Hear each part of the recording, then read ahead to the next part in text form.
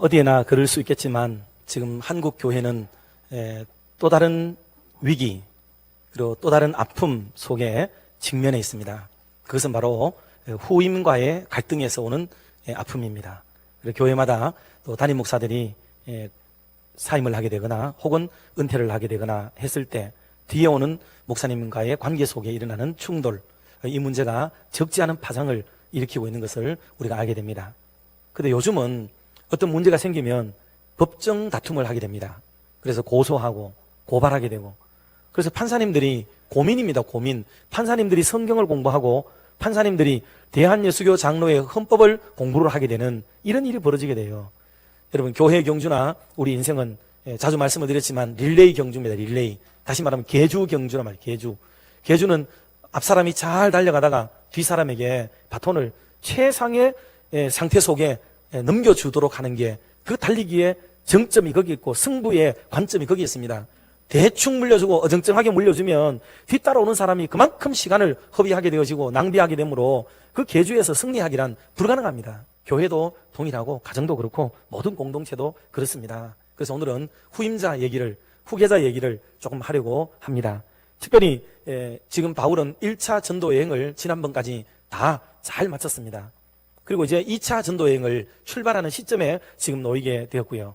루스드라거라고 하는 곳에서 이제 이번에 디모데를 만나게 됩니다. 디모데를. 바울이 이제 디모데를 만나게 되어지고 이 디모데에 대한 비전과 희망을 꿈꾸게 돼요. 그런데 이 디모데가 적지 않은 문제를 야기하는 요인이 됩니다. 왜 그러냐면 디모데의, 우리가 1절에 살펴본 대로 디모데의 아버지는 헬라 사람이에요. 헬라 사람. 이방인. 그리고 디모데의 어머니는 유대 여자예요. 그런데 유대 여자지만은 유대교를 믿는 여자가 아니고 기독교를 믿는 그런 유대 여자였다 얘기를 합니다. 그러니 디모데는 혼혈이죠. 혼혈.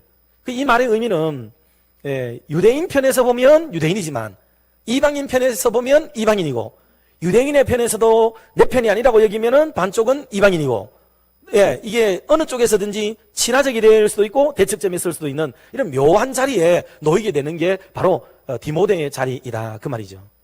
그런 마당에 바울이 대뜸 디모데를 만나가지고 한 일이 뭐라고요? 뭐를 했어요? 할례를 베풀었다고요.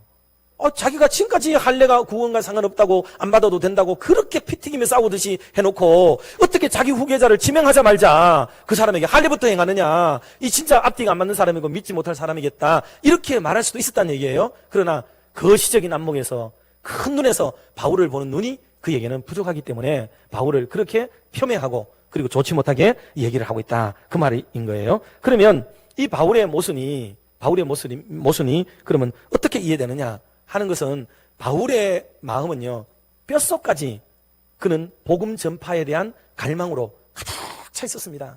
그런 입장에 이제 디모데가 반쪽은 유대인이지만은 이제 유대 사회는 모계 사회예요. 우리가 볼 때는 북의 사회인 것처럼 보이죠? 그렇지 않습니다. 모계 사회로 알려져 있어요. 그래서 어머니로부터 이어지는 혈통이 대단히 중요해서 엄마가 유대인이면 아버지는 어느 족속 혈통을 가지고 있더라도 그 사람은 무조건 유대인이 되는 겁니다. 여러분 아셔야 되는 것은 유대 기독교 공동체는 합의를 받기 때문에 괜찮아요. 그러나 유대교는 아직 다르단 말입니다.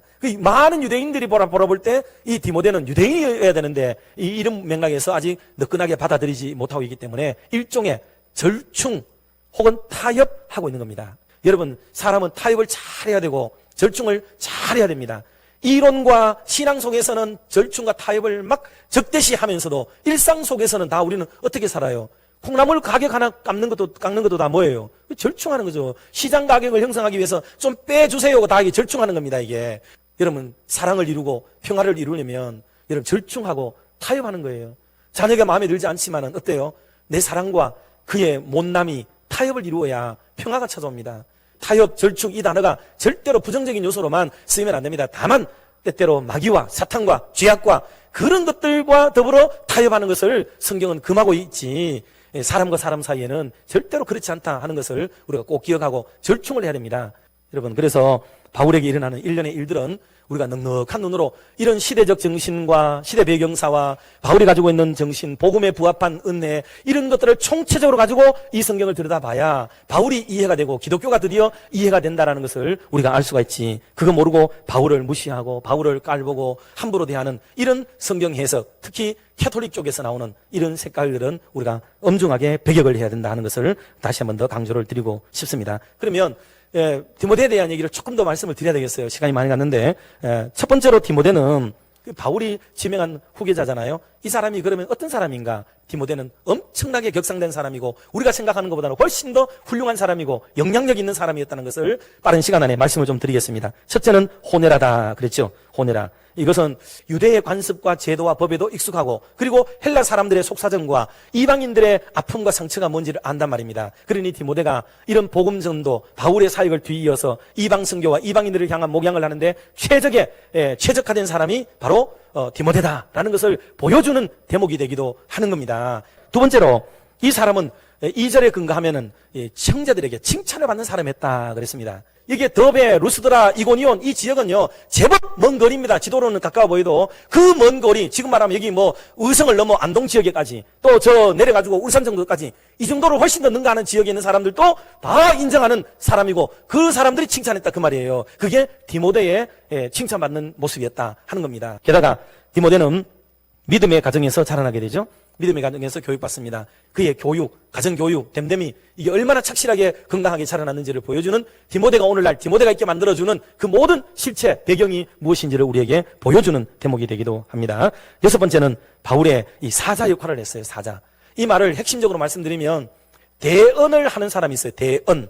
대언은 그냥 가서 바울이 뭐라 그러더라 하고 전달해 주는 거죠. 예를 들어 베베 집사 같은 경우에는 그냥 심부름만 하는 거죠. 심부름. 그런 정도의 사람이 아니에요. 이분은 대행자였습니다. 대행자. 그래서 바울의 생각과 사상과 그의 가르침을 가지고 가서 설교하고 사람을 돌보고 목양하고 하는 일체 일까지를 감당했던 사람이 디모데예요. 그러니 디모데를 볼 때는 바울이 온 것처럼 그의 권위와 위엄과 또 그의 준하는 실력과 경건과 그의 영성을 함께 받아들일 만했던 사람이 디모데다 이 말이에요. 그러니 디모데는 가벼운 사람이 아닙니다. 상당한 바울과 어깨를 견주는 사람이었다. 비록 나이는 어려도 그와 같은 정도의 레벨에 속하는 사람이었다는 것을 알 수 있습니다. 디모데는 이미 교회의 유력한 지도자였고 그래서 그에게 물려준 거지 장차 많이 커 올라와서 물려줄 그런 어린 사람, 유약한 사람이 아니었다 하는 것을 알 수 있습니다. 여러분, 모세에게는 그렇게 위대한 모세에게는 여호수아가 있어서 그 뒤를 잘 이어받은 멋진 사람이 되었고요. 그 위대한 바울의 뒤에는 바로 디모데가 있어서 그 바울의 역사가 이어지고 있다는 것을 알 수가 있습니다. 오늘 저와 여러분이 달려간 걸음 뒤에는 누가 있는지 조용히 한번 돌아보시고 우리의 다음을 세워나갈 수 있는 은총의 교회가 더욱 될 수 있기를 주님의 이름으로 축원합니다.